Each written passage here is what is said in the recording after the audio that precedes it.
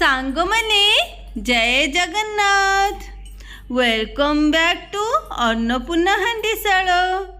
आजिर recipe कांकड़ recipe. कांकड़ जदि आपण खाइबा को पसंद करती नहीं ए रेसिपीटा जदि बनाउचंती आपण सबु बेले एमती कांकड़ बने के खाइबे आ कांकड़ आपणकर प्रिय खाद्य हेजिबो, प्रिय परिबा हेजिबो। तो ए रेसिपी बनेया पूर्व सांग माने गोटे छोट अनुरोध, जदि आपण मो चैनल नुआ ताले चैनल को प्रथमे सब्सक्राइब करनियंतु एमती मजादार रेसिपी देखिया पई। आ पाखरे जो बेल आइकनटा अछि ताकू प्रेस करे ऑल सिलेक्ट करनियंतु। चलंतु आरंभ करिबा। देखंतु मु किछि कांकड़ नेछि जहाको प्रथमे भल्लो भाबे धोई नेछि आ गोटे कड़ाई रे पानी नेकी ताधरे कांकड़ सब पकई देछि आ दुईटा टमाटर देछि, गोटे कुपा रसुण आ टिके अदा, दुईटा आलू देछि। आलू जदि आपन को भल न लगे आलू स्किप कर नेबे। टिके लूण देकी मु कांकड़ को घोड़े कि सिझाया पे रखी देथिली। गैस फ्लेम को लो टू मीडियम रखिबे। देखंतु कांकड़ को मु 2 ରୁ 3 मिनिट सिझाया को रखिथिली। आउ कांकड़ को दर सिझा करिवे, भल भाबरे सिझेबे नहीं। देखंतु दर सिझा पे हे जाइछि तो मु याकू प्रथमे पानी रू काढी नबा, काढ़ी किछि समय ठंडा करिया को रखिदबा। देखंतु मु 2-3 मिनिट छाड़ी देथिली, हल्का ठंडा हेछि, संपूर्ण ठंडा हेनी। आपण चाहिले संपूर्ण ठंडा करी नै परिबे।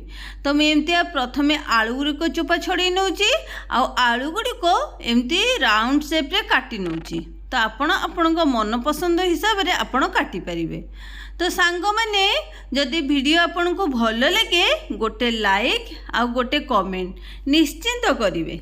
तो एठी देखंतु जेमती आलू काटिची सेमती कांकड़ गुड़िक भी काटी नौची। कांकड़ गुड़िक बेसी सिझी नहीं, दर सिझा हेकी अछि। तो आपण एमती कांकड़ गुड़िक सिझेबे। बेसी सिझेई देले आगु आपण जहाँ भी प्रोसेस करिवे कांकड़ गुड़िक गोली हेई जिवो। तो ये देखंतु एमती आमे कांकड़ सब काटी नौचु। सबु कांकड़ कटा सरीगला। तो एबे आमे कौन करिबा,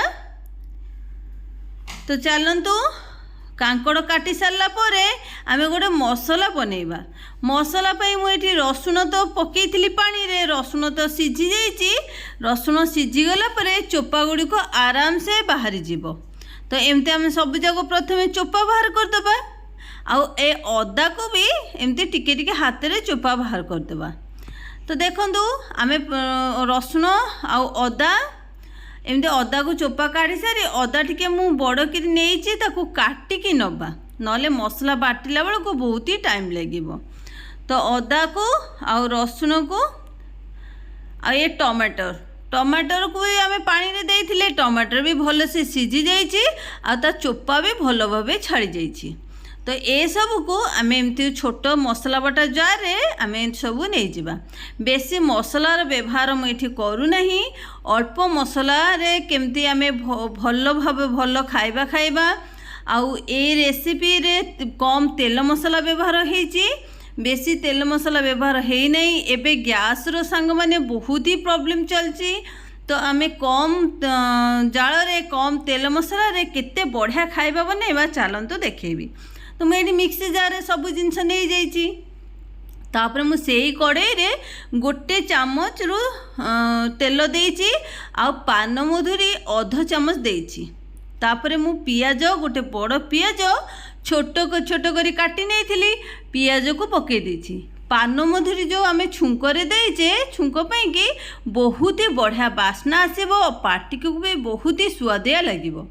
तो एठी आमे जो सिझा काटिकी रखी कांकड़ आलू तो मुझे ये देदेछि। पियाज भल से भाजी है पर देवे सांग माने, बेसी कड़ा करी भाजबेनी। कांकड़ आलू जेतबेले आपण भाजिबे तो सेठी पियाज पोड़ी जिवो। तो 50% पियाज भाजी है पर कांकड़ आलू को पकई देबे। तो एठी मु हळदी दउछि। देखंतु हलदी आउ एठी आपण स्वाद हिसाब रे लूण देबे, कहीं ना आमे कांकड़ आलू सिझेला बेले टिके लूण देइथिले आउ देखिक आपण से हिसाब रे से हिसाब रे लूण देबे।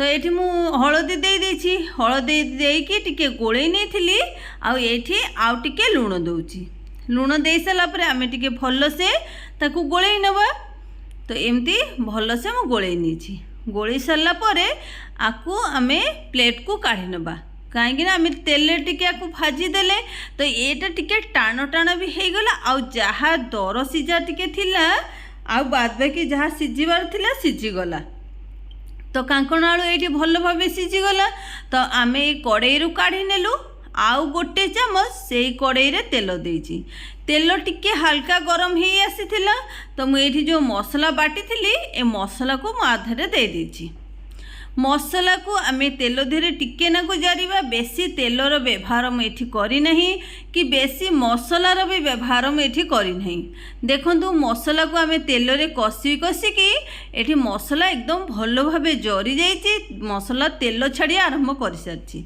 मसला ऑलरेडी आम पानी धीरे सिझे देथिले रसुण अदा को तो मसला सिझी जाइथिला तो ये तेल रे आम भल भाव जारी देचे तो जारी सारा पर ये आम कांकण आलू को पकई देचे एबे भी किसी शेष होनी सांग मैंने बिल्कुल भी स्किप करेंगे आगु को आहुरी बहुत किसी पकेबार अच्छी तो ये एमती भल से कांकण आलू को भाजवा तो आपन एमती गोले गोले की भाजबे मसलाटा कांकण आलू आसब तो ये टिके घोड़े दबा घोड़े देले जल्दी जल्दी कांकण आलू जहाँ भी सीझीबार थी सीझीज आ मसलार स्वादटा आसीज कांकण आलू भितर को तो ये देखूँ आम घोड़ेकरी पुणी आउ टिके कषि नेलु तो ये कांकण आलू कौन करवा गैस को बंद करदे टिके डालचीनी गुंड अध चामच ये आउपर पकईदबा कांकण आलू उपर पकईकी किछि समय घोड़ेकी छाड़ीदबा